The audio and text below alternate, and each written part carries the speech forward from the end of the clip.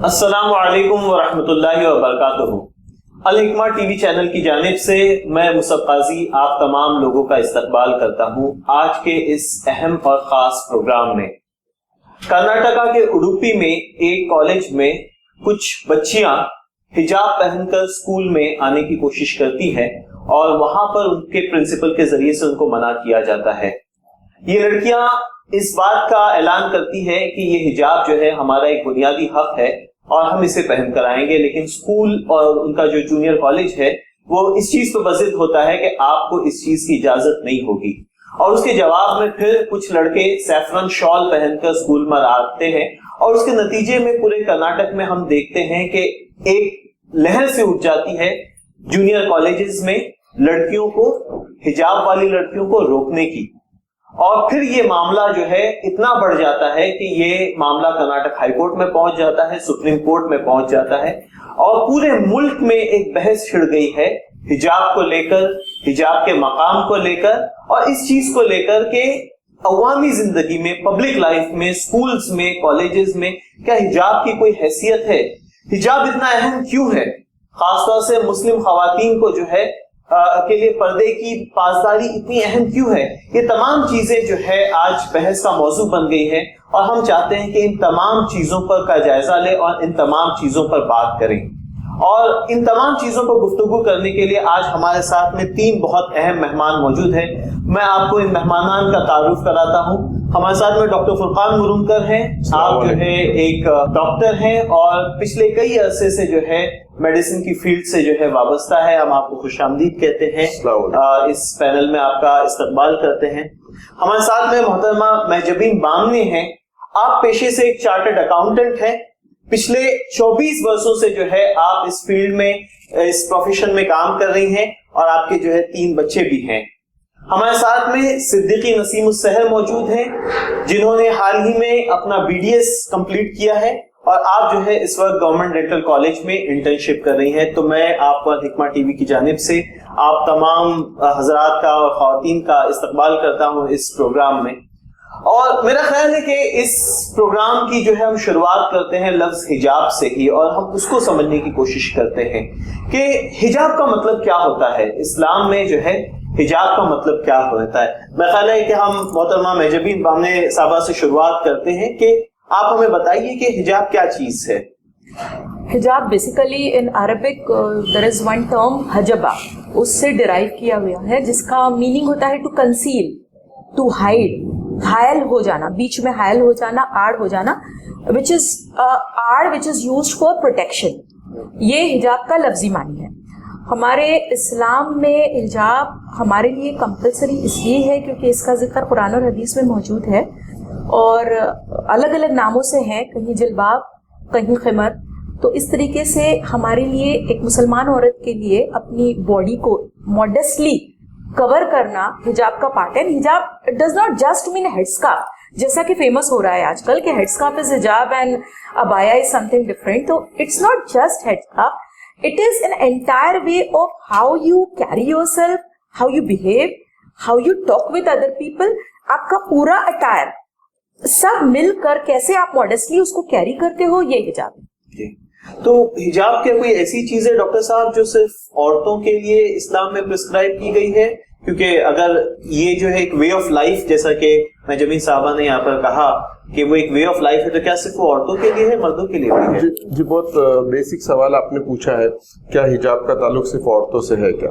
تو میں چاہوں گا کہ اس کو ہم ایک براڈر پرسپیکٹیو میں سمجھنے کی کوشش کی جانی چاہیے کہ اسلام نے احکام جو ہے مرد اور عورت دونوں کے لیے دیے، اور یہ احکام، کچھ احکام سملر ہے، کچھ ڈس سملر ہے، الگ الگ ہے، اور یہ ان کی دونوں کی جو بایولوجیکل ریکوائرمنٹ ہے، جو سوشل ریکوائرمنٹ ہے، اس کے حساب سے تو اللہ تعالیٰ نے احکام دیے ہوئے۔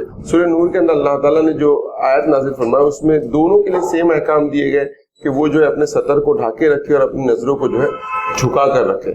تو بلا شبہ یہ دونوں کے لیے حکم ہے، اور اس سے براڈر پرسپیکٹیو میں اگر جائے تو اسلام ایک کیریکٹر بلڈنگ کا نام ہے، اور کیریکٹر بلڈنگ کے اندر حجاب اس کا ایک مینیفیسٹیشن ہے کہ انسان کیسے کپڑے پہن رہا ہے، لیکن جو انٹرنل ورچیو اور جو ویلیو کو انسان کے اندر وہ پروموٹ کرنا چاہ رہا ہے وہ حیا ہے۔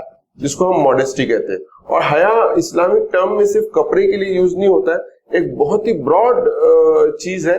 حیا کا تعلق اگر ہم شروع کریں تو ہم یہ کہتے ہیں کہ اللہ خود باحیا ہے, کہ اللہ نے اپنے آپ کو چھپا کے رکھا ہے. اگر ہم نیچر پہ غور کرتے ہیں تو نیچر بھی باحیا ہے, اس نے کچھ چیزوں کو چھپا کے رکھا ہے. تو یہ جو حیا کا جو تعریف ہے اور جو حیا کی جو ڈیٹیلز ہے وہ فطرت کے اندر چھپی ہوئی ہے. اور خود اللہ تعالیٰ نے قرآن میں فرمایا کہ آدم علیہ السلام اور حوا علیہ السلام نے جو سب سے پہلے کام کیا جب وہ جنت سے نکالے گئے تو اپنے آپ کو کپڑوں سے ڈھاکا ہے. تو انسان کی نہ صرف یہ کہ فطرت کا ایک آرڈر ہے, بلکہ انسان کی سب سے پہلی پکار جو اس نے اپنے عقل سے لی ہے, سمجھ سے لی ہے, وہ یہ کہ اپنے جسم کو اس نے ڈھاکا ہے. تو میں سمجھتا ہوں کہ اس پورے سوال کو ریڈیوس کرنا, اس سوال کو ڈسٹل ڈاؤن کر کے ایک کپڑے پہ لانا, یہ بہت غلط چیز ہوگی. ہم سمجھتے ہیں کہ حیا جو اسلام پورے انسانی زندگی میں ایک ایسا ویلیو سسٹم جو اس کو لانا چاہ رہا ہے, اور اس میں مرد عورت کسی کو کوئی ایگزمپشن نہیں ہے.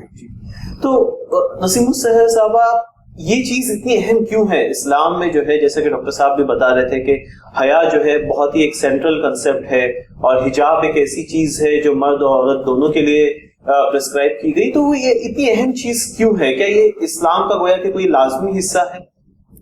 جی دیکھیے, حجاب جو ہے اس کے بارے میں مختلف احکامات قرآن میں آئے ہیں, اور اس کا قرآن میں آ جانا ہی اس چیز کا ثبوت ہے کہ یہ اسلام کا ایک لازمی حصہ ہے. ہم اس کے بغیر ہم ایک معاشرے کا ہم تصور نہیں کر سکتے. اور جہاں تک حجاب کی اہمیت کا سوال ہے تو یہ معاشرے کی پاکیزگی کا ضامن ہوتا ہے. اگر ہم کو معاشرہ ہمارا پاکیزہ چاہیے تو ہم حجاب, جیسے ابھی آئی بھی ہے یہ بات کہ حجاب صرف کپڑے کے ٹکڑے کا نام نہیں ہے, بلکہ یہ ایک آفاقی نظام ہے جو آواز سے لے کر نگاہیں, خوشبو اور ہمارے ذہن و دل کو بھی یہ شامل کرتا ہے. تو حجاب معاشرے کی پاکیزگی کے لیے بہت ضروری ہے.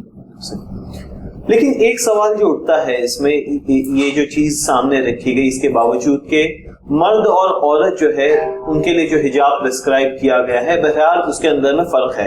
لباس کو لے کر تو دونوں کے لیے احکام جو ہے کہیں نہ کہیں ہم کو یہ ملتے ہیں کہ سادہ ہونا چاہیے, ساتر ہونا چاہیے, سمپل ہونا چاہیے, بہت زیادہ جو ہے تنگ ٹائٹ نہیں ہونا چاہیے.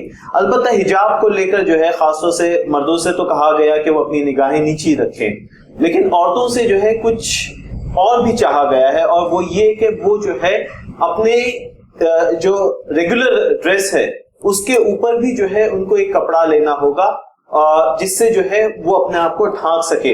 اس کے لمٹس کتنی ہیں اس پر تو خیر سے بحث ہے, اور میرے خیال سے ہم اس چیز کا موقع نہیں ہے کہ ہم اس بحث میں یہاں پر پڑھیں. لیکن سوال یہ ہے کہ یہ فرق کیوں ہے, why the difference in the two hijabs? سیدھا آنسر پہلے ہی ڈاکٹر صاحب نے بتایا کہ مرد اور عورت جو ہیں ان کے بارے میں ایک عقل مند کا بڑا اچھا قول ہے کہ if men are from Venus, the women are from Mars. They are so different. یہ دو اتنے فیزیولوجی ان کی الگ ہے, ان کی سائیکولوجی الگ ہے, ان کا ہارمونل سیکریشن الگ ہے. حالانکہ میں میڈیکل پروفیشن سے نہیں ہوں, لیکن اتنا پتا ہے کہ دونوں کے اندر ہارمونس بھی بالکل ڈفرینٹ سیکریٹ ہوتا ہے. تو احکام دونوں کے لیے الگ ہی ہونا چاہیے نا. اور اگر مطلب فطری بات ہے کہ مرد عورت کو دیکھ کر ہی پتا چلتا ہے کہ کس کو زیادہ حجاب کی ضرورت ہے, اور اس میں کوئی ظلم نہیں ہوا ہے. کیوں ہم لوگ اولمپکس میں ہم ڈفرینٹ ٹریکس رکھتے ہیں بھاگنے کے لیے؟ کیونکہ ہم کو پتا ہے ڈفرینٹ ہے. ہم سوئمنگ کمپٹیشن کبھی ساتھ میں نہیں لیتے, ہم کبھی باکسنگ کمپٹیشن ساتھ میں نہیں لیتے, نہ ہی ہم بیوٹی کانٹیسٹ ساتھ میں لیتے کیونکہ وہاں مرد ہار جائیں گے. تو ہم جانتے ہیں کہ ڈفرینسز ہیں. ہم بے وجہ عورتوں کو منوانے کے پیچھے ہیں equality equality. Equality is okay but not, we are not identical, we are different. تو احکامات ڈفرینٹ ہی رہیں گے. اور اگر کسی بات سے روکا گیا ہے تو چونکہ میں تو مسلمان ہوں, لیکن ویسے بھی دوسروں کے لیے بھی سمجھنے کے لیے بہت جنرل بات ہے کہ جب آپ کہیں پارکنگ لاٹ میں کار لگانے جاتے ہو تو وہاں آلریڈی کچھ لائنس ڈرا ہوتی ہیں. وہ لائن پابندی نہیں ہے, وہ لائنس آپ کو گائیڈ کرنے کے لیے ہیں تاکہ آپ کی گاڑی پارکنگ آپ کے لیے بھی سہولت ہو اور دوسروں کو بھی تکلیف نہ ہو. تو those lines are good for us, ہماری سوسائٹی کے لیے اچھی ہیں. تو ایسی کچھ لائنس جو ڈرا کی بھی ہے وہ ہمارے لیے بہتر ہے, کیونکہ اس طریقے سے اگر حجاب ہی نہیں رہے گا تو جو اٹریکشن مرد عورت کے بیچ میں ہے اس کو پھلنے پھولنے میں مدد ملے گی, اور غلط ڈائریکشن میں ہماری انرجیز ویسٹ ہو جائیں گی. تو اس کے لیے یہ بالکل ضروری ہے اور اس میں کوئی عورت پر ظلم نہیں ہوا. اور ہمارا ایز اے مسلم وومن ہم خود بول رہے ہیں نا we are not oppressed. So why people are concerned that we are oppressed and we are doing it under the influence of men? We are not. Right. We are doing it with our own choice. Right. We have got a choice, freedom, اور ہم اپنی پسند کر رہے ہیں. جی یہ چیز تو اکثر کہی جاتی ہے کہ کہیں نہ کہیں جو ہے یہ ایک پیٹریارکل جس کو یا ہم پتر ستا والا جو نظام کہتے ہیں اس کی دین ہے کہ وہ عورت کو جو ہے چھپا کر رکھنا چاہتے ہیں یا پردے میں رکھنا چاہتے ہیں. کیا واقعی ایسی چیز ہے ڈاکٹر صاحب؟ اسی کے اندر تو آبویسلی دو پہلو سے ہم بات کرنا چاہیں گے. پہلی جو بات آئی کہ ایکویلٹی کی، یہ ایکویلٹی کا سوال ہی یہ ایک ویسٹرن سوسائٹی سے جنریٹ ہوا سوال ہے کہ ساری چیزیں جو ہے برابر ہیں. لیکن جب ہم سوسائٹی پہ غور کرتے ہیں تو سوسائٹی میں کوئی ایکویلٹی نہیں ہے، نہ اکنامک ایکویلٹی ہے نہ سوشل ایکویلٹی ہے. تو نیچر کا آرڈر یہ نہیں ہے کہ ہر جگہ ایکویلٹی. ہم جس چیز کی کوشش کر سکتے ہیں وہ ہے جسٹس کی. اسلام جس چیز پہ یقین رکھتا ہے کہ yes every man and woman are equal before God, اللہ کے نزدیک سب برابر ہے، قانون کے نزدیک سب برابر. لیکن ہم اس کو جسٹس کے سینس میں لیتے ہیں جب وہ آتا ہے آبلیگیشن کے رقم. میری ذمہ داریاں کیا ہے؟ اس کو ایک مثال سے سمجھ سکتے ہیں کہ دو وزن رکھے ہوئے، ایک 10 کلو کا ہے 40 کلو کا ہے، اور میاں بیوی کو دونوں کو وزن وہاں لے کے جانا ہے. تو کیا کریں گے؟ وہ اس کو ڈیوائڈ کریں گے 25-25 کلو کے. میاں چاہے گا کہ میں 40 کلو وزن اٹھا کے جاؤں اور بیوی کے لیے آسانی پیدا کروں. تو اب یہاں پہ ایکویلٹی کی بات نہیں، مرد کے اندر زیادہ وزن اٹھانے کی صلاحیت ہے، وہ آسانی سے اٹھا سکتا ہے تو زیادہ آبلیگیشنز کو اٹھائے گا. وہیں پہ عورتوں کے اندر کچھ الگ صلاحیت اللہ تعالیٰ نے دی ہے، وہ ان آبلیگیشنز کو زیادہ بیئر کرے گی. تو یہاں پر پہلی چیز کہ یہ جو ایکویلٹی کا پورا فلسفہ ویسٹرن سوسائٹی سے ہمارے ادھر بہت تیزی سے امپورٹ ہو رہا ہے، اس کے نتیجے میں ہم اسی طریقے سے بات کرتے ہیں کہ ہمارا بالکل واضح ہے کہ ہم عدل پہ یقین رکھتے ہیں. ایکویلٹی ہماری اس طریقے سے ہم مانتے ہیں کہ جو مرد اور عورت جو بھی نیک کام کرے گے سب کو جنت میں ان کے عمل کے برابر جو ہے ان کو درجہ ملے گا، نہ کہ اللہ تعالیٰ مرد اور عورت ہونے کی بنا پر کسی کے درجات کو کم کرے گا نہ کسی کے درجے کو بڑھائے گا. تو equality before God and equality before لا.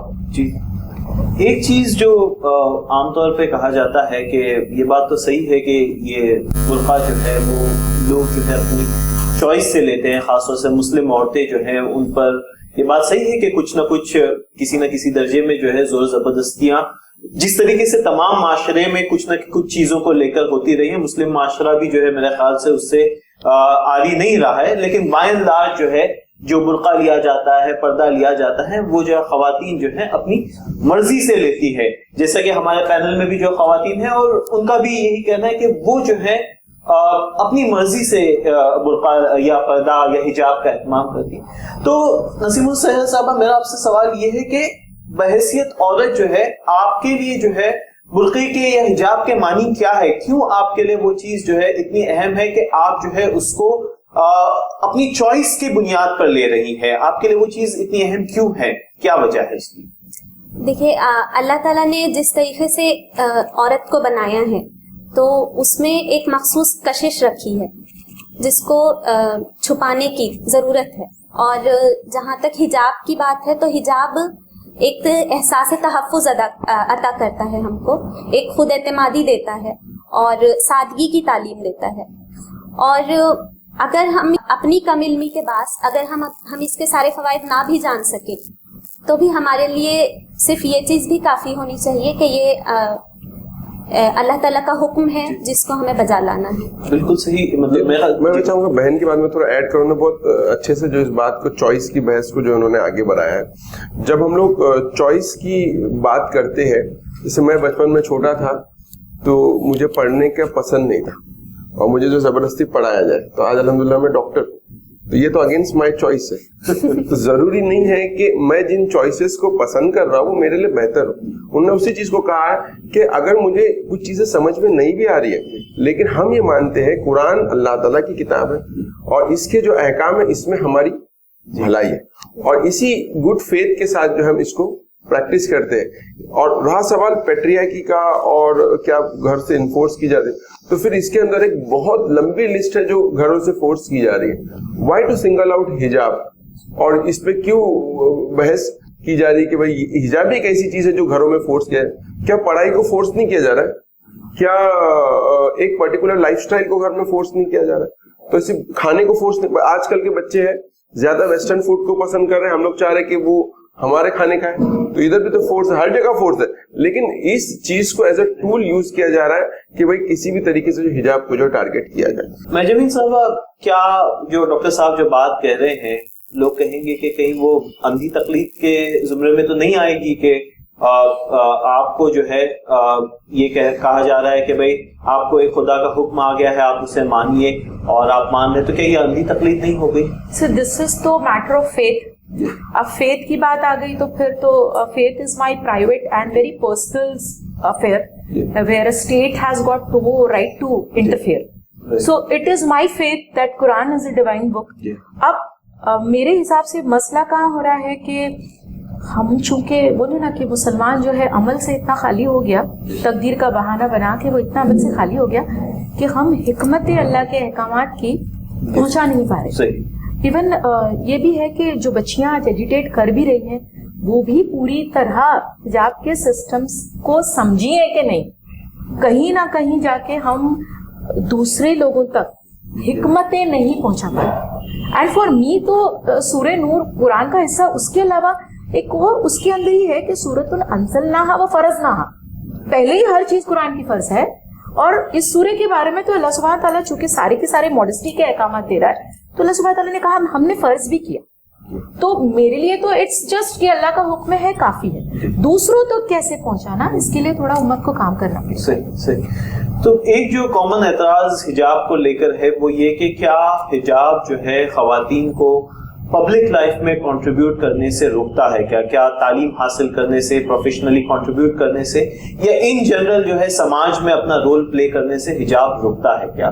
और मैं आपकी से पूछना चाहता हूँ कि आपका क्या ख्याल है इस चीज को लेकर? As you have already said that I am a practicing chartered accountant. मैं लास्ट 24 साल से प्रैक्टिस कर रही हूँ। मेरी 2 ऑफिसेज हैं, एक मुमरा में, एक मुंबई में, अल्हम्दुलिल्लाह। आज तक हिजाब की वजह से मुझे कभी कोई भी प्रॉब्लम नहीं हुआ, ना मेरे स्टडी लेवल पर। And still I go to institute and I attend, हम सारे मेंबर्स के साथ हम लेक्चर्स अटेंड करते हैं और उसमें मेनली तो गैर मुस्लिम ही है, लेकिन मुझे आज तक किसी की तरफ से कभी कोई तकलीफ भी नहीं हुई। हम हार्डली 2-3 मुस्लिम होते हैं मीटिंग्स में, बजट सेशन हुआ, जो भी हुआ हम जब अटेंड करते, कभी नहीं प्रॉब्लम हुआ। In fact what I notice is what respect I get is much more than the respect they give to others. और मेरे ख्याल से that is the यही चीज कुरान लिखता है कि आप जब मतलब ये हिजाब का एहतमाम करके बाहर निकलेंगी तो लोगों को पता चलेगा कि हाँ जो है ये पाकबाज औरतें हैं और इनका एहतराम करना चाहिए। तो मेरा तो जो सर्कल है उसमें लॉयर्स हैं, उसमें आर्किटेक्ट्स हैं, लेडीज जो बाहिजाब हैं, अभी तो कुछ पायलट्स भी आ गई हैं। तो कहाँ पाबंदी और कहाँ तकलीफ और रुकावट आ रही है पता नहीं। यहाँ तक कि मैं तो मर्दों से भी कहना चाहूंगी कि सही अहादीस की तादाद आती है 4100 या 4400, उसमें से 3200 तो हजरत आयशा से है। तो आप जो दीन सीख रहे हो 80% तो आपको एक औरत से मिल रहा है। सही। फिर अंसार की औरतें जब नबी सल्लल्लाहु अलैहि वसल्लम को सवाल करती थी, क्वेश्चन करती थी, आप सल्लल्लाहु अलैहि वसल्लम ने उनको रोका थोड़ी, खुश होते थे कि ये सवाल करती हैं। तो देयर इज नो क्वेश्चन कि कहीं भी तालीम से ये चीज रोक रही है या रुकावट बनी है या किसी भी काम से कभी भी कोई तकलीफ आई है। आपने भी जो है हाल में जो है आपकी डेंटल की पढ़ाई मुकम्मल की है और आप जो है प्रैक्टिस में एंटर की है, और चूंकि ये मसला स्कूल्स और कॉलेजेस में हिजाब को लेकर की है, तो आपका क्या इस चीज में ख्याल है कि क्या आपका पर्दा जो है कहीं आपकी पढ़ाई में या आपकी प्रैक्टिस में रुकावट बनता है? कैसे देखती हैं आप इसको?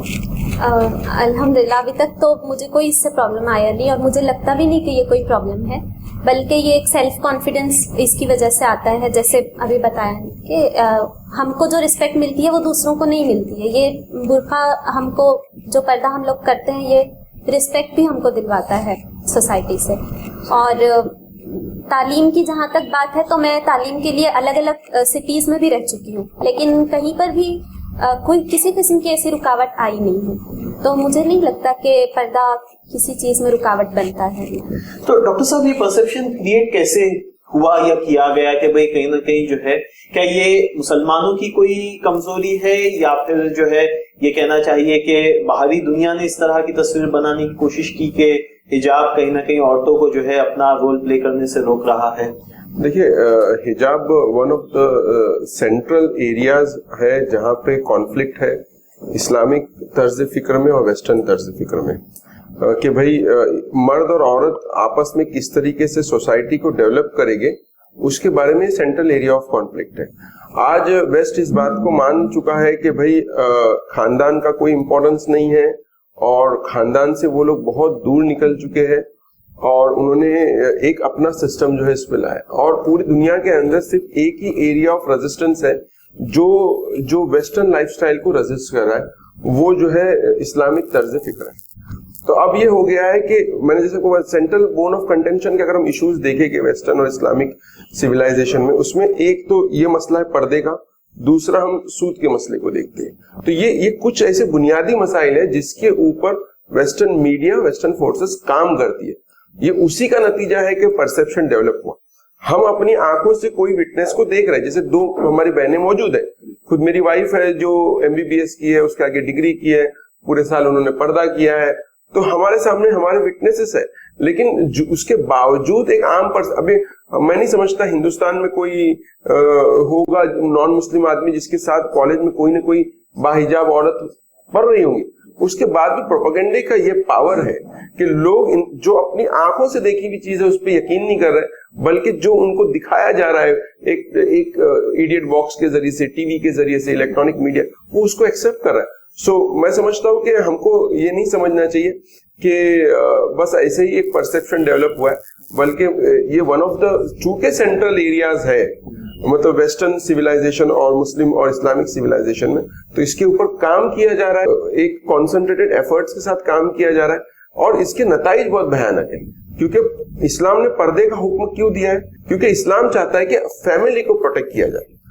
अगर औरत प्रोटेक्टेड नहीं रहेगी या मर्द किसी और तरफ ध्यान लगाएगा तो अल्टीमेटली जो चीज सफर होगी वो खानदान होगा, और जब खानदान सफर हो जाता है तो पूरी नौए इंसानी सफर होती है। खानदान की जरूरत दो मौकों पर है, हम में से हर कोई समझता है।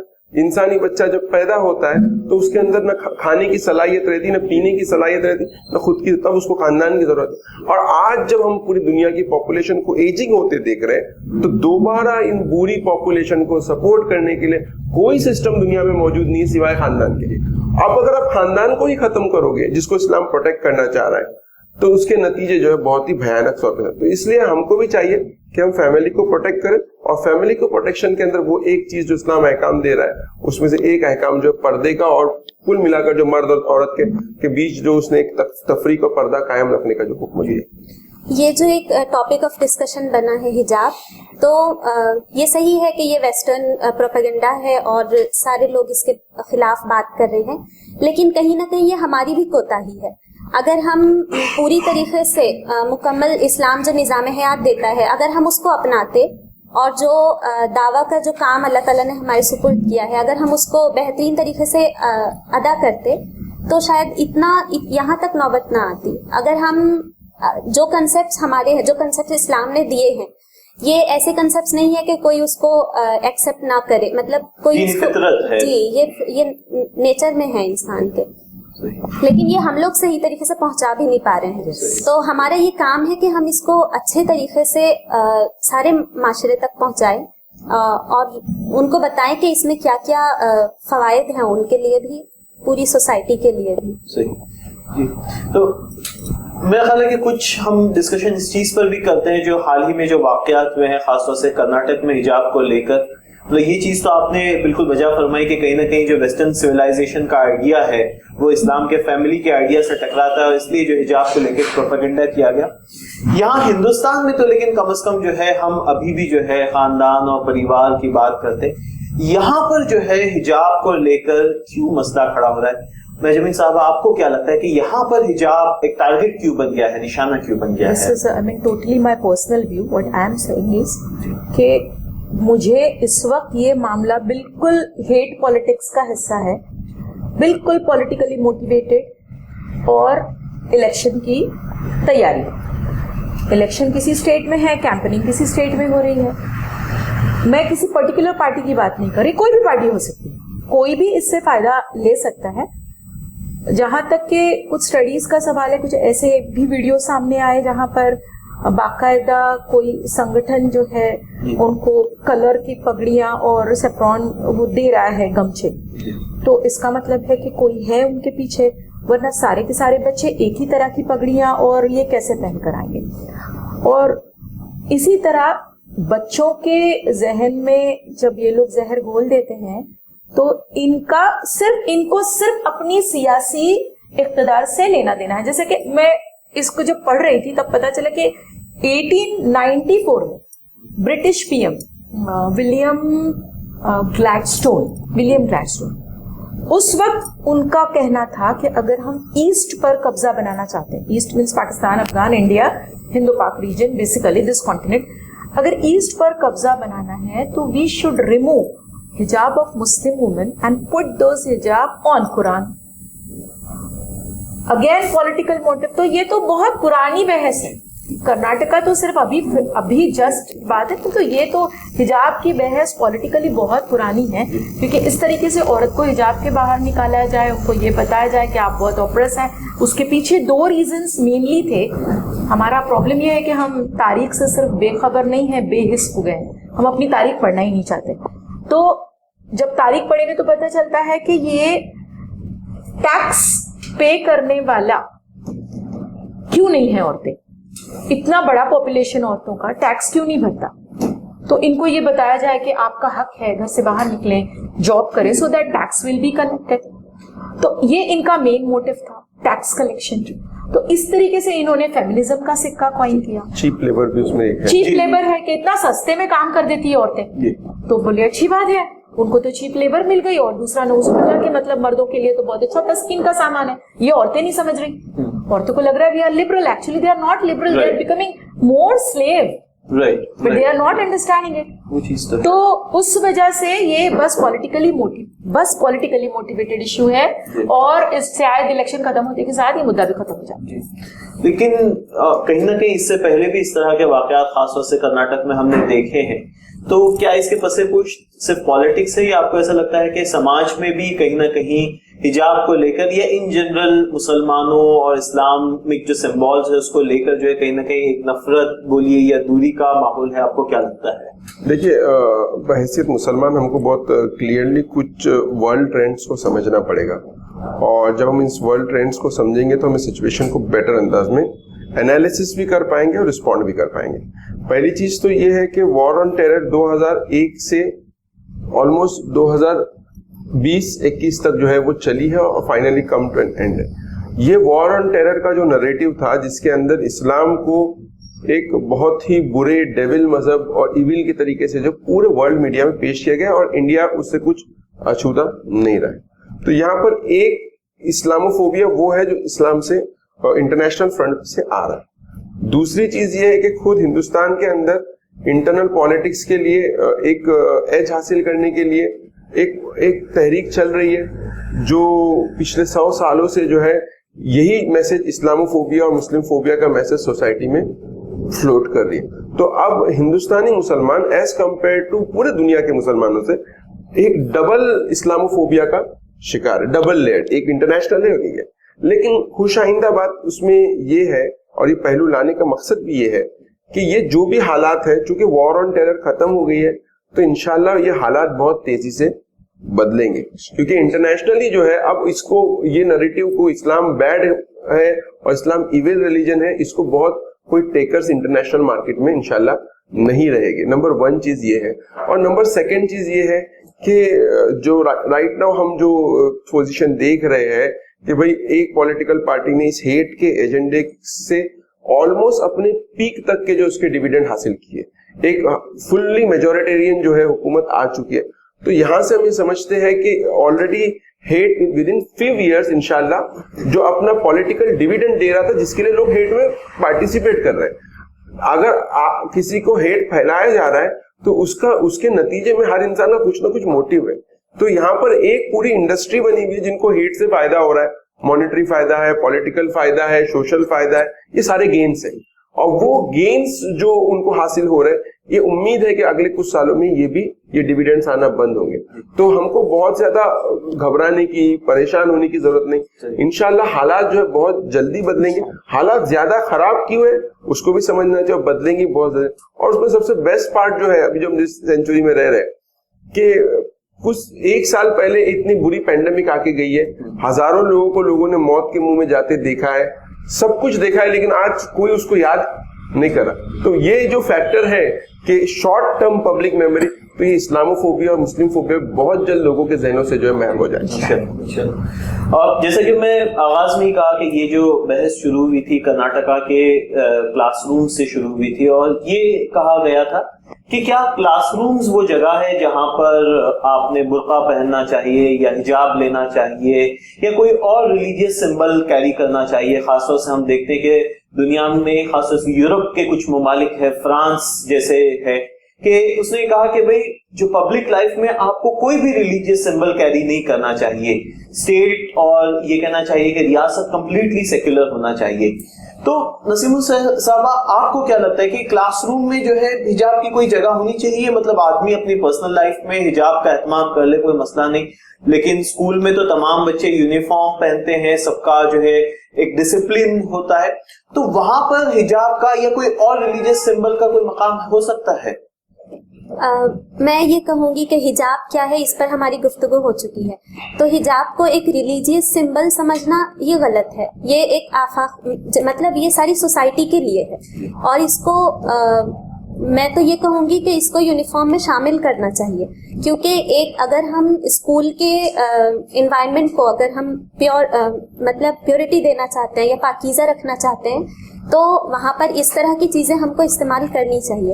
اور جہاں تک ہمارے ملک کے کانسٹیٹیوشن کی بات ہے، تو اگر ہم اس کو ریلیجیس کہتے بھی ہیں تو بھی ہمارا کانسٹیٹیوشن ہم کو اس کی اجازت دیتا ہے کہ ہم اپنے ریلیجن کی سارے احکامات کی پابندی ہم کر سکتے ہیں.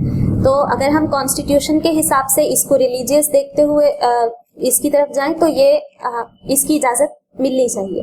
اور اگر ہم اس کو ریلیجیس نہیں سمجھتے ہیں تو اس کو تو سبھی کو اس کی پابندی کرنی چاہیے.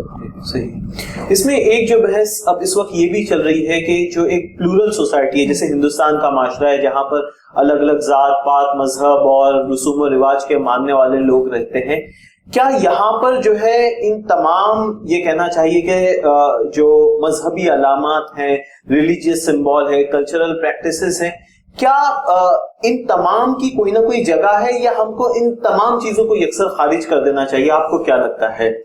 جمہوریت یا ڈیموکریسی، اگر ویسے ہی ہم جانتے ہیں کہ ہمارے جو ریپرزینٹیٹیوز ہیں وہ ووٹنگ سسٹم سے آتے ہیں، تو ڈیفینیٹلی جن کی اکثریت ہوگی ان کے ریپرزینٹیٹیو زیادہ ہوں گے. اور اگر اس جمہوری حکومت میں اگر مائنورٹیز کے رائٹس کو پروٹیکٹ نہیں کیا گیا تو پھر یہ جمہوریت نہیں بچے گی، یہ اکثریت کا ہی نظام ہو جائے گا. اسی لیے ہمارا آرٹیکل 25 کیا کہتا ہے کہ اگر کسی بھی مذہب کا کوئی انٹیگرل یا اسینشیل پارٹ ہے، ان کے فیتھ کا انٹیگرل اور اسینشیل پارٹ ہے، جس سے کوئی public law and order hamper نہیں ہوتا، کوئی بھی ماڈسٹی یا ڈیسنسی پر حملہ نہیں ہوتا، اور ہیلتھ ایشوز نہیں کریٹ ہوتے فار جنرل پبلک، دین وہ پریکٹس مائنورٹی کر سکتی ہے. اب بحث ہی یہی ہے، جیسے ہم نے پہلے پروو کیا کہ it is integral and essential for our religious practice. جیسے سکھ حضرات کے لیے داڑھی اسینشیل ہے، کڑا پہننا اسینشیل ہے، لیکن ڈیفینیٹلی یہ بھگوا اسینشیلس میں نہیں آتا. اینڈ ایون اف وہ آتا ہے، میرے خیال سے اس کو تو ایسے گمک کے طور پہ استعمال کیا گیا ہے. جو بھگوا شالز تھی، it wasn't more of a religious practice but a gimmick جو حجاب کا اپوز کرنے کے لیے استعمال کیا گیا. Still we say کہ if for any religion something is integral and essential, our constitution gives them complete right to follow it. So let us follow, and if they want to follow, they do it. Right. We don't mind because it's a democracy. اور اگر یہ choice نکل ہی گئی تو پھر democracy تو پھر اکثریت کے ہاتھ کا ایک ٹول بن جائے گی، پھر تو کچھ بچا ہی نہیں ڈیموکریسی میں. اس میں یونیفارم کے تعلق سے جو بات بحث یہاں پر ہم لوگ کرنا چاہ رہے ہیں، تو جو باتیں یونیفارم کے تعلق سے سمجھ میں آتی کہ کون سا یونیفارم بہتر ہوگا، for what. for the education and the development of their children? इसका जवाब न कॉन्स्टिट्यूशन दे सकेगा, बल्कि इसका जवाब तो एजुकेशनलिस्ट देंगे या चाइल्ड साइकोलॉजिस्ट देंगे। हम एक मल्टी कल्चरल सोसाइटी में रहते हैं, मल्टी लिंग्विस्टिक सोसाइटी में रहते हैं।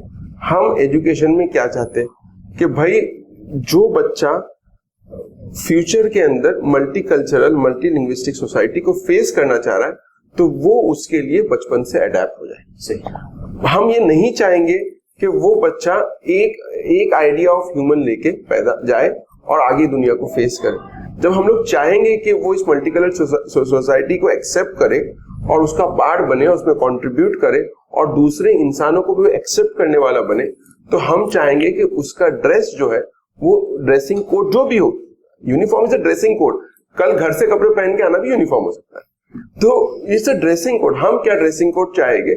हम चाहेंगे कि it should be more inclusive, not it should be more exclusive. तो अगर हम इंक्लूसिव की बात करेंगे, क्योंकि हमारी सोसाइटी भी इंक्लूसिव है, तो इट इज मोर अप्रोप्रिएट। ये सारी लीगल बहस से अलावा एक चाइल्ड डेवलपमेंट के पॉइंट ऑफ व्यू से सोचे तो ये ज्यादा अहम है कि मैं सिर्फ इसकी बात नहीं कर रहा हूँ। आप अगर हम ये बहस करने लग जाएंगे कि भाई क्या चीज इस्लाम का एसेंशियल है, क्या चीज सिखों का एसेंशियल है, पहली बात तो ये कि जो जज डिसाइड करने उस पर बैठते हैं वो खुद उस चीज के एक्सपर्ट नहीं होते, वो एक्सपर्ट ओपिनियन लेते हैं। जो एक्सपर्ट ओपिनियन दिया जाता है, फिर उस रिलीजन के अंदर मल्टीपल सेक्ट होते हैं कि भाई इनका ओपिनियन लिया गया, हमारा ओपिनियन क्यों नहीं लिया गया। सो वो पूरा जो एक इशू है वो अलग ही डोमेन में चला जाता है। सही जो ये है कि भाई चाइल्ड डेवलपमेंट के लिए अब हिंदुस्तान में बहस हो रही यूनिफॉर्म के ऊपर और स्कूल के ड्रेस कोड के ऊपर, तो इस बहस तो इस पे होनी चाहिए कि what is the most inclusive dress code. और मोस्ट इंक्लूसिव ड्रेस कोड के अंदर हिजाब भी आता है, तिलक भी आता है। जो बच्चे थोड़ा आज हम देख रहे हैं कि हम लोग जो है, मुझे बहुत अजीब लगता है कि जहाँ पे हिंदुस्तान में राइट विंग फोर्सेस ये एक बात कहती है कि हम जो है हिंदुस्तानी तहजीब को बचाना चाहते हैं, तो नथिंग किल्स मोर इंडियन कल्चर देन यूनिफॉर्म्स। आज हिंदुस्तान में हर कुछ किलोमीटर पे एक नया कल्चर, एक नई तहजीब है। जब आप यूनिफॉर्म बचपन से बच्चों में लाते तो वहां का जो लोकल ड्रेस कोड होता है, जो वहां के लोग पहनते हैं, बच्चा बचपन से वो ड्रेस नहीं पहन रहा है, स्कूल में मैक्सिमम टाइम रह रहा है। What is the result? Result ये है कि बचपन में जो उनके बाप दादा जो कपड़े पहन रहे थे, जवान नस्ल वो कपड़े नहीं पहन रही। यूपी के मतलब मैं अपनी कम्युनिटी का एग्जांपल दूंगा कि कोकनी कम्युनिटी के अंदर जो हमारे बुजुर्ग थे उनका एक अलग ड्रेस था, लेकिन इट इज समवेयर लॉस्ट। अभी हम वो ड्रेस हर किसी को पैंट शर्ट में देख रहे हैं, तो ये कहां से आया? ये पैंट शर्ट अगर इतना रैम्पेंट है और ये कहां से आया, तो उसका रीजन यही है कि हम लोग जो है वेस्टर्न सोसाइटी को कंप्लीटली अडेप्ट कर रहे हैं। और मजे की बात यह है कि वेस्टर्न सोसाइटी के लॉ को अडेप्ट करने के लिए हम आपस में और मजेदार बात यह है कि western societies are moving towards a more inclusive uniform. Obviously हम देख रहे हैं कि आप देखें, चाहे वो स्पोर्ट्स के मुकाबले हो, चाहे वो गवर्नमेंट सर्विस हो, उन तमाम को जो है बहुत ज्यादा इंक्लूसिव बनाने की कोशिश की जा रही है। हिजाब को अलाउ किया जा रहा है, सिखों के टर्बन को अलाउ किया जा रहा है, तमाम चीजों को अडॉप्ट करने की जो है बात हो रही है। तो ऐसे में अगर हम इंसिस्ट करेंगे एक बहुत स्ट्रिंजेंट यूनिफॉर्म पर, तो वो चीज तो मेरे ख्याल से मौजूदा दुनिया में किसी तरीके से फिट शायद नहीं बैठेगी। तो मेरे ख्याल से आखिरी जो इस गुफ्तगू का हिस्सा है जो हम डिस्कस करना चाहते हैं कि ऐसे में जो है मुसलमानों का रोल क्या होना चाहिए। आपको क्या लगता है कि ये जो पूरी कंट्रोवर्सी हुई है, खासतौर से हिजाब का जो मसला है, हमें इसको किस तरीके से रिस्पॉन्ड करना चाहिए? ये बात भी आई थी कि ये पॉलिटिकल इसको रुख दिया जा रहा है, तो मेरे ख्याल से हमें एक हिकमत के साथ दानिशमंदाना अंदाज में इस पर एक्शन लेना चाहिए। हम इसको मौजूए बहस बनाएं, जाहिलों से मुबाहिसा करने की बजाय हम दानिशमंद अफराद, कौम के दानिशमंद अफराद के साथ बैठें, उनके साथ इस मौजू पर बहस करें, उनके साथ इस पर डिबेट्स रखें हम, और जो इसका पूरा हिजाब का जो निज़ाम एक इस्लाम देता है उसको माशरे के सामने लाएं। बजाय इसके कि सिर्फ एक कपड़े के टुकड़े पर हम बात करें, हम हिजाब के पूरे निज़ाम को सामने लाएं और अपनी क़ुव्वतें, अपनी कोशिशें गैर ज़रूरी एहतजाज में या गैर ज़रूरी धरने वगैरह की बजाय डिबेट्स पर लगाएं, ताकि सही हमारा जो हमारा कंसेप्ट है वो सोसाइटी तक जा सके।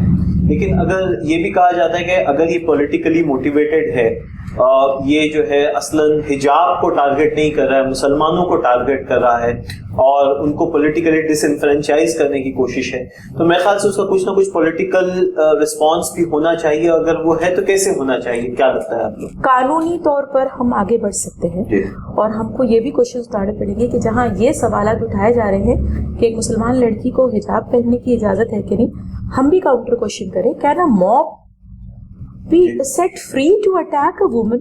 Right. Is this not a matter of importance कि इसको अहमियत नहीं दे रहे आपके एक हिजाब के लिए इतना हेटरेट कि एक पूरा के पूरा मॉब एक लड़की या दो लड़की या तीन लड़कियों के पीछे पड़ गया है, उसको भी उठाए क्वेश्चन। तीसरी बात मुझे ऐसे लगती है कि हमको अपने गिरेबानों में झांकने की बहुत ज़रूरत है। क्यों हमारे पास इतनी यूनिवर्सिटीज़ और इतने अच्छे लेवल के एजुकेशनल इंस्टीट्यूट्स नहीं हैं जो हमारे यूथ जो पढ़ना चाहते हैं उनको एब्जॉर्ब कर सकें?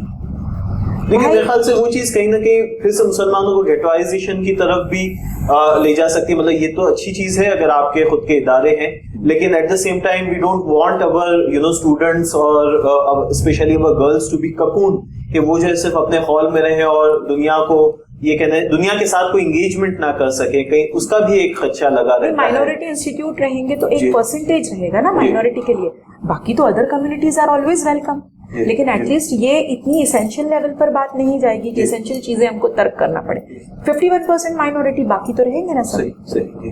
तो डॉक्टर साहब, इस्लामोफोबिया की आपने बात की और किसी न किसी दर्जे में जो है वो सोसाइटी के अंदर में, खासतौर से हिंदुस्तानी माशरे में भी पेनिट्रेट कर गया है।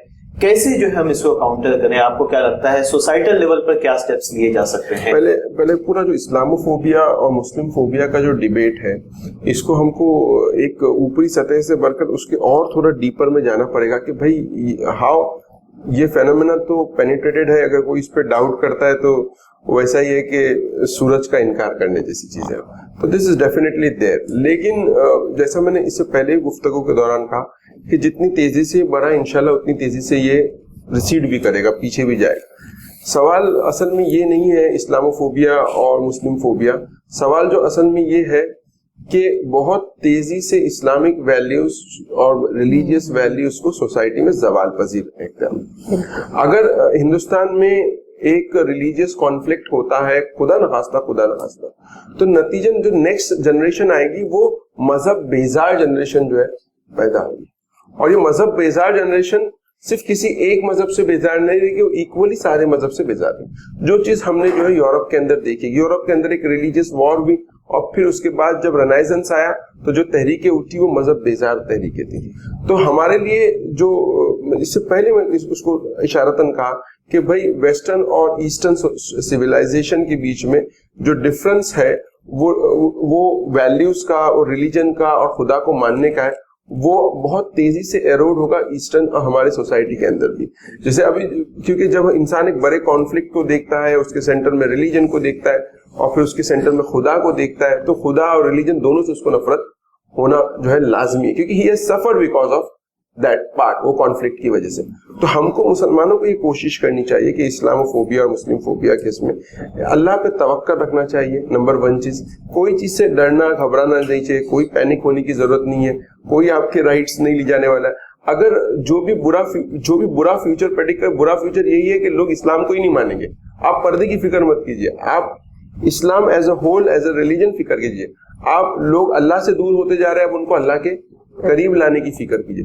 तो इसका कोई ये नहीं है कि भाई ये सिम्टम है तो उसका ये इलाज है। हमको बियॉन्ड इस्लामोफोबिया, बियॉन्ड मुस्लिम फोबिया और ये जो हिंदुस्तान में जो फोर्सेस काम कर रही है, इनके बियॉन्ड देखकर हमको एक रिएक्टिव इससे आने की बजाय हमको एज अ खैर उम्मत हमारा क्या विजन है इस देश के लिए, इस कंट्री के लिए, उसको हमको सोच के एक कंक्लूजन पे आना पड़ेगा। ठीक है, अगर हमारे साथ रहने वाले कंट्रीमैन अपने देश के फ्यूचर के बारे में नहीं सोच रहे, बहुत रैश बिहेव कर रहे, तो चूंकि अल्लाह ताला ने हमको अक्ल दी है, फहम दिया है, कुरान जैसी हिदायत की किताब, तो हमको इसके दूर असरात को, तारीख के बैकग्राउंड जैसे मैंने आपके सामने यूरोप का रखा, उसको रख के इस बात को सोचना है कि हमारा असल टारगेट ये होना चाहिए कि ये जो बहस हो रही है पूरे इंटर रिलीजन की, इसको एक पेडेस्टल ऊपर लेके जाए اور یہ لوگوں کو بتانے کی کوشش کرے کہ آپ جس ریلیجن کے لیے جھگڑ رہے ہو بہت ممکن ہے, جیسے میں نے آپ پہلے بحث میں بتایا کہ ڈریس کوڈ نہیں رہا, تھوڑے سالوں میں ریلیجن نہیں رہے گا. تو ہر کلچر, ہر ریلیجن کو اس فکر سے جو ہے ہم کو بچانا پڑے گا کہ جو ویسٹرن ہے, آج ہمارے انڈیا کے اندر جو انڈیجنس کوزینس تھے, کھانے تھے, وہ ختم ہو رہے, وہ تو ہر چیز ختم ہو رہی ہے. It's a tsunami of the western civilization. یہ تو کیسا ہے کہ ایک امیڈیٹ ایک اسٹاپ ہے جہاں پہ ہم رکے اسلاموفوبیا. الٹیمیٹ جو جرنی اور جو ڈیسٹینیشن ہم کو ہمارے اس کا دکھ رہا ہے کہ مذہب بیزار اور خدا بیزار جو قوم کا جو ہے ڈیولپ ہو جانا, جیسا آج ہم ویسٹ میں دیکھتے ہیں, جہاں پہ میجورٹی آف دا پیپل سے اگر پوچھا جائے گا, اگر میں غلط نہیں پڑا, ناروے اور سویڈن کے اندر 70 to 80% لوگ جو ہے خدا کا انکار کرتے ہیں. تو ہم لوگ کو جو ہے اس حساب سے جو ہے ایک روشن ہندوستانی مستقبل کے لیے کہ ایک ہندوستان کا ایسا مستقبل اور ایسا فیوچر ہم کو امیجن کرنا چاہیے, اس کے اوپر کام کرنا چاہیے, جو نہ صرف ہندوستان کے لیے بلکہ پوری دنیا کے لیے جو ہے پوری نوع انسانی کے لیے جو ہے ایک برائٹ اور ایک روشن مستقبل کی ضمانت. بالکل صحیح. اور چونکہ یہ جو حال میں واقعات میں اس میں خاص طور سے ہم دیکھتے ہیں کہ اسٹوڈنٹس ہیں, نوجوان انوالو ہیں, تو میرا خیال ہے کہ اس میں نوجوانوں کو جو ہے ایک اہم رول پلے کرنا چاہیے. نسیم صاحبہ, آپ کو کیا لگتا ہے کہ اسٹوڈنٹس کو اور کیمپسز میں جو ہے اس ضمن میں کیا کچھ کیا جا سکتا ہے؟ یہ کہا جاتا ہے کہ ملک کا مستقبل ینگسٹرز کے ہاتھ میں ہوتا ہے, تو ہمارے ینگسٹرز کو یہ چاہیے کہ وہ ان معاملات کو اچھے سے سمجھیں کہ یہ کس طرف ملک کو لے جا رہے ہیں, اور ملک کی بہتری کے لیے وہ لوگ کام کریں. اس طریقے کے اگر کچھ حالات آتے بھی ہیں اس طرح کے, اگر ملک میں فرقہ وارانہ اگر کچھ حالات آتے ہیں یا کچھ اس طرح کے پروپیگنڈا کیا جاتے ہیں, تو یہ ینگسٹرز کی ذمہ داری ہے کہ وہ اس کے خلاف احتجاج کریں, اس کے خلاف وہ لوگ اٹھیں, اپنی آواز بلند کریں اور ملک کو ایک بہتر مستقبل کی طرف لے جانے کی کوشش کریں.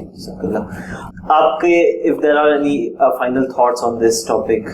Final thoughts on this topic is کہ ہم کو وہی, میں پھر سے وہی بات دہرانا چاہوں گی کہ ہم لوگ تاریخ سے صرف بے خبر نہیں, بے حس ہو گئے ہیں. نبی صلی اللہ علیہ وسلم کی سیرہ میں ایسے تمام واقعات ہم کو ابھی بھی ملتے ہیں. آج کے زمانے میں بھی ابو جہل کے کیریکٹر موجود ہیں, عمر کے کیریکٹر موجود ہیں, ابو بکر کے کیریکٹر موجود ہیں, لیکن ہم وہ حالات میں اس حکمت کو بٹھانے کے شاید لائق نہیں ہیں. آپ صلی اللہ علیہ وسلم کے زمانے میں کیا پروپیگنڈاز نہیں ہوئے, جادوگر ہے نعوذ باللہ, اور بہت کچھ بولا گیا, لیکن جب لوگ مل لیتے تھے ایک مرتبہ نبی صلی اللہ علیہ وسلم صحابہ سے, پھر وہ اس بات کی خود قولی اور عملی شہادت دیتے تھے کہ یہ ساری باتیں جھوٹ ہے. لیکن ہو یہ رہا ہے کہ جب یہ فالس پروپیگنڈا کے شکار آج کی تاریخ میں ہم سے ملتے ہیں تو دے آر ناٹ کنونسڈ کہ پروپیگنڈا غلط ہے. تو یہ اخلاق کی گراوٹ جو امت محمدیہ میں آ گئی ہے, سو جیسے ڈاکٹر صاحب pointed out, most of the youngsters, I am sorry to say, they are atheist. جس طرح ایک چارٹرڈ اکاؤنٹنٹ کے گھر میں پیدا ہونے سے کوئی سی اے نہیں ہوتا, اسی طرح کسی مسلمان کے صرف گھر میں پیدا ہونے سے کوئی مسلمان نہیں ہوتا. تو ہمارے اندر وہ الامین اور الصادق کے کیریکٹر کا اتنا زبردست فقدان ہے کہ سارے پروپیگنڈا لوگوں کو سچ لگ رہے ہیں, گالی سے گولی تک ساری بیماریاں موجود ہیں. ہم کو اپنے آپ کو بھی سدھارنے کی بہت زیادہ ضرورت ہے. میں خالی آپ نے ایک سوال پوچھا تھا کہ یوتھس کو کیا کرنا چاہیے. ہمارے ملت کے بہت سارے نوجوان ہیں جو بہت کنسرن رہتے ہیں اس حالات وجہ سے, اور کہیں نہ کہیں جذبات بھی رہتے ہیں ان کے اندر, اور وہ پریشان بھی رہتے ہیں اور فکر مند بھی رہتے ہیں. دیکھیے آج کے دور میں جہاں پہ علم اتنا آگے بڑھ گیا ہے, اگر آپ کو کدھر بھی کنٹریبیوٹ کرنا ہے تو آپ ایسا نہیں ہوگا کہ ایک صبح اٹھے گے اور شام تک آپ کنٹریبیوٹ کریں گے. آپ کو ایک اپنی زندگی کا ایک منصوبہ بنانا پڑے گا کہ how you are going to contribute to your society, your community and country at large. آپ کو اس پہ کام کرنا پڑے گا, اور وہ کام ایک دو دن یا مہینوں کا نہیں, سالوں پر محیط ہوتا ہے. جب آپ یہ کام کرو گے تو اس کے نتیجے میں ہم لوگ کچھ اگلے ڈیکیڈز میں دیکھیں گے کہ ہماری کمیونٹی کے اندر ایسے لوگ پیدا ہوں گے جس کی پورا دیش ریسپیکٹ کرتا ہوگا. اب جیسے اے پی جے عبد الکلام ہے, وہ ایک دن میں اے پی جے عبد الکلام نہیں بنے, ان کو وہ ریسپیکٹ ایک دن میں نہیں ملا ہے, ایک 80-90 ایئرس کی لائف اور کنڈکٹ ہے ان کا جو ان کو وہاں پہ بٹھاتا ہے. تو یہ چیز کا جو ہم لوگ اپنی کمیونٹی کے اندر فقدان دیکھتے ہیں کہ جہاں پر ایموشنل ٹونز تو ہائی ہے لیکن کوئی کانکریٹ کام کرنے کے لیے ہر دن آپ کو ہر دن 1 گھنٹہ وہ کام کرنا ہے, اس کے لیے ہمارے اندر سے کوئی شخص جو ہے جلدی تیار, کوئی نوجوان اس کے لیے تیار نہیں ہوتا. وہ ایموشنل ایشوز پہ آنا چاہتا ہے, بات کرنا چاہتا ہے, ایک دن بات ہوگی اور پھر اگلے دن سے دوبارہ جو ہے سلیٹ صاف رہتی ہے. تو یہ چیز کی بہت امپورٹنٹ میسج ہے کہ اگر آپ کنٹریبیوٹ کرنا چاہتے ہیں کمیونٹی اور کنٹری کے لیے تو آپ کو consistently over a period of decades کام کرنا پڑے گا, تب آپ جو ہے ویزیبل چینج کو دیکھ پائیں گے.